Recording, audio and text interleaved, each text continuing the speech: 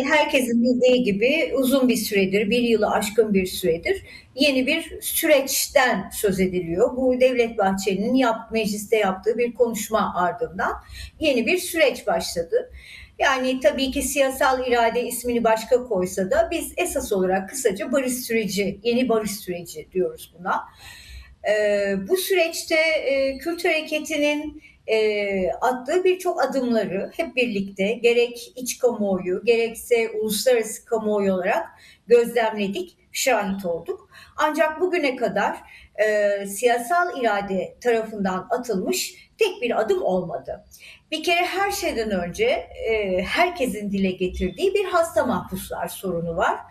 İnsan Hakları Derneği Merkezi Cezaevi Komisyonu raporuna göre 1500'e yakın hasta mahpus var cezaevlerinde ve bunların serbest bırakılmaları için yasal bir düzenlemeye de gerek yok. Yani tutukluysalar mahkeme kararlarıyla, hükümlüyseler adli tıp raporlarıyla çok rahat bırakılabilecekken maalesef ki bu hala yerine getirilmiyor ve bu nedenle cezaevinden ölerek çıkan, cenazeleri cezaevinden çıkan birçok mahpus oldu. Ve hala cezaevlerinde ölümcül hastalıklara yakalanmış birçok siyasi ve adli mahpus var. Bunlarla ilgili hiçbir şey yapılmadı. Bunun dışında çok açık bir şekilde tekrar dile getirmek gerekir ki Türkiye Cumhuriyeti Devleti bırakın altına imza attığı uluslararası sözleşmeleri uygulamak, kendi iç hukukunu dahi şu anda uygulamıyor. Yani anayasa tarafından bağlayıcılığı kabul eden her merkezi, her kurumu bağladığı iddia edilen Anayasa Mahkemesi kararları dahi uygulanmıyor. Bırakın Avrupa İnsan Hakları Mahkemesi kararlarını. Kaldı ki bu uluslararası sözleşmeler ve Birleşmiş Milletler sözleşmelerinde aslında insanların ve mahpusların birçok hakları kısmi garantiler altında ama bu hükümler sürekli ihlal ediliyor. O nedenle bir hukuk devleti yok karşımızda. Bu çok net, açık. Yani yazılı hukukuyla uygulaması birbirinden çok farklı olan bir devlet var. Böyle bir durumda tabii ki süreçte de çeşitli zorluklar yaşanıyor. İşte DEM Parti ve Kürt tarafı tabii ki Kürt meselesinin çözümünü savunan çeşitli kesimler bu tür adımların bir an önce atılmasını istiyorlar ki bugünkü görüşmenin de bence temelini bu oluşturuyor. Bir kere her şeyden önce hasta mahpusların bırakılması, ifade ve örgütlenme özgürlüğündeki tüm engellerin kaldırılması, terörle mücadele yasasının kaldırılması. Çünkü zaten örgütlü suçlara ceza getiren Türk Ceza Yasası'nda birçok hüküm var. Yeni bir terörle mücadele yasasına gerek yok. Bu tür darbe dönemleri yasalarının kaldırılması gerekiyor. İnfazda eşitliğin sağlanması gerekiyor ve bir lütuf değil, altını çiziyorum, bir lütuf değil, bir hukuki zorunluluk olan umut hakkı düzenlemesinin de yapılması gerekiyor. Çünkü Avrupa İnsan Hakları Mahkemesi'nin vermiş olduğu kararlar doğrultusunda Türkiye Cumhuriyeti Devleti'nin bu düzenlemeleri yapması gerekiyor. Ama henüz bu konuda atılmış bir adım yok. Bu sürece bir şekilde başta Kürt halkı olmak üzere değişik kesimlerin güveninin sağlanabilmesi için bu adımların atılması gerekiyor.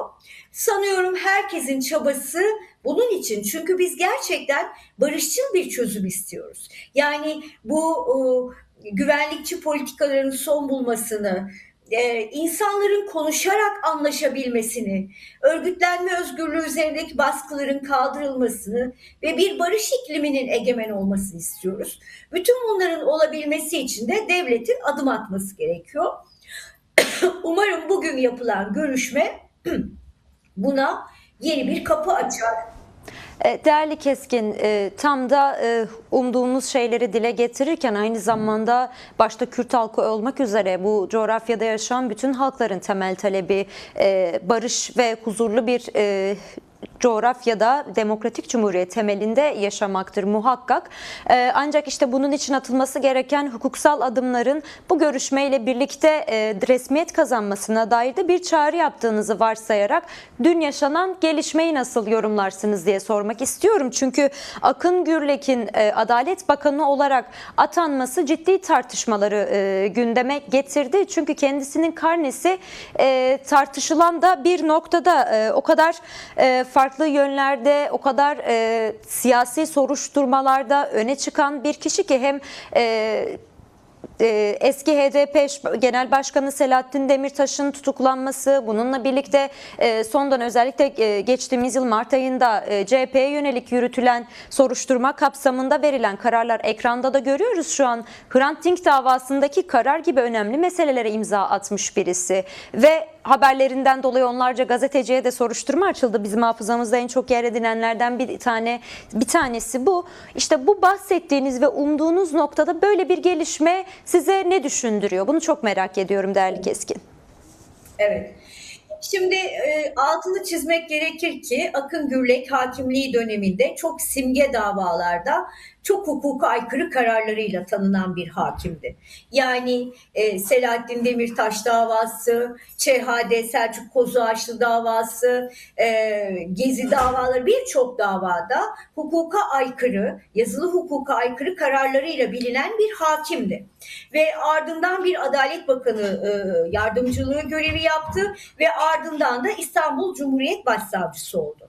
Şimdi İstanbul Cumhuriyet Başsavcılığı döneminde de tam bir operasyon savcısı olarak görev yaptı. Aslında hukuken tutuklama kararı verilmesi gerekmeyen birçok dosyada fütursuzca tutuklamaların verildiği, birçok insanın ifade ve örgütlenme özgürlüğü kısıtlanarak tutuklandığı, gözaltına alınarak tutuklandığı bir dönemin savcısı. Aslında bence bir önceki savcıyla bakanla arasındaki en büyük fark bu.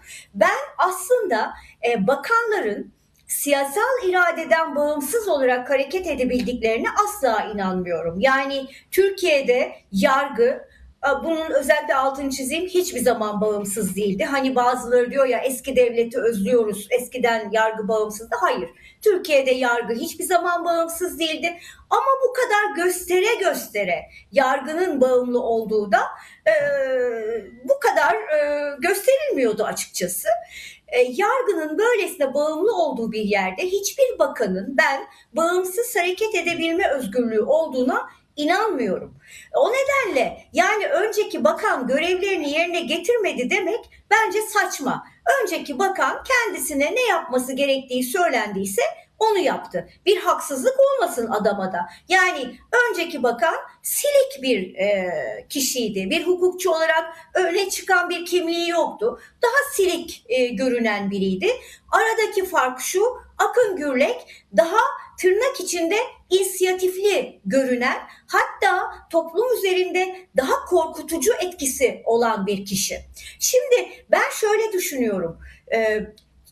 Şimdi eğer gerçekten bir takım adımlar atılacaksa, işte umut hakkı düzenlemesi, ne bileyim ceza kanununda bir takım değişiklikler, işte örgüt suçları ile ilgili bir takım değişiklikler olacaksa, ki olması gerekiyor. Yani eğer bir süreçten söz ediyorsak ve devletin kendi dile getirdiği, hatta ittifak ortağının çok açık altını çizerek dile getirdiği hukuki değişiklikler olacaksa eğer, bazı sert geçişler olacak. İşte bu sert geçişlerde daha inisiyatifli görünen, daha sert, daha korkutucu bir simge kişiliğe ihtiyaç olmuş olabilir. Bu yanıyla da ben düşünüyorum. Yani Akın Gürlek gibi bir kişinin bakan olmasının böyle bir payı da olabileceğini düşünüyorum. Ama bütün bunlar bizim düşüncelerimiz. Tabii ki Türkiye Cumhuriyeti Devleti bizim düşüncelerimize göre yönetilmiyor. Çünkü biz hukukçu olarak hukukun genel normları dahilinde taleplerde bulunuyoruz, düşünceler üretiyoruz. Ama bir hukuk devleti yok karşımızda. Umarım bu sert geçişler, bize göre sert derken aslında olması gereken bazı demokratik adımlar atılacaksa ve bu toplumun bazı kesimlerini, ırkçı milliyetçi kesimlerini rahatsız edeceğini de biliyorsak, işte böyle bir süreçte daha inisiyatifli bir bakana ihtiyaç duymuş olabilirler. Bu yönünü de ben gözden kaçırmamak gerektiğini düşünüyorum. Peki değerli Keskin, son olarak eklemek istediğiniz bir şey var mı? Son olarak eklemek istediğim şey şu: bizler gerçekten barış istiyoruz.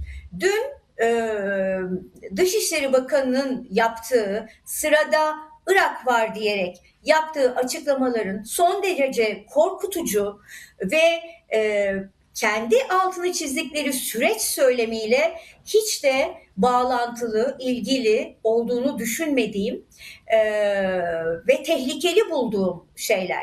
İnsan hakları savunucuları olarak buna dikkat çekmek isteriz. Biz gerçekten barışçıl bir geçiş istiyoruz.